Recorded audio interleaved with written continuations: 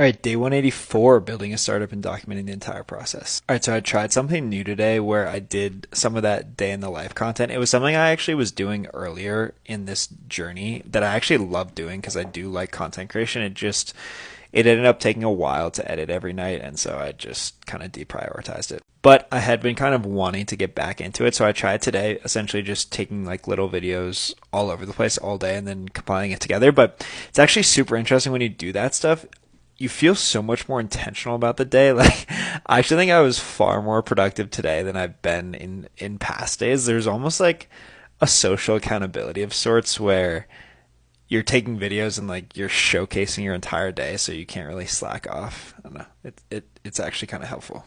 But so started the day by setting live finally that content marketing plan for each release. It's something I'd worked on like a few weeks ago, and then I kind of deprioritized it. But it's essentially like a helping hand for artists to create content plans like on TikTok and stuff for their pre-release and post-release, essentially committing to like 2 weeks ahead of the release and then 2 weeks after. So I pushed that just completely live, and then I also recorded a Loom video, just like an explainer of how to use it, which is recorded and uploaded to YouTube. I just have to put it into the platform still.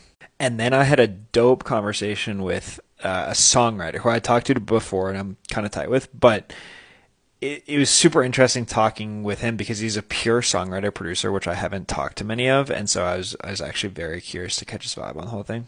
And he was all about it, and especially the B2B interface, which was cool because it seems like that caters to a lot of different types in the music industry. You know, it's kind of designed for the manager, but all it would need is a few extra things, like he was saying, split sheets and a few other things to really be an enhancement in his process too. Which is just so fascinating. Like, there's just no tools that are specifically catered to this industry. It's super interesting. I mean, specifically like project management kind of things. Like, there are obviously some pretty dope things on like analytics and other things, but yeah, it seems like no one's really using anything to just streamline their whole process. And then I talked with the initial manager yesterday, I think, about value add and things that they'd want in the platform. He was saying they all have group chats with their artists and he would love a Twilio message into the group chat, but I was looking into it today and for some reason they discontinued their group chat functionality, so I'm gonna have to work on some kind of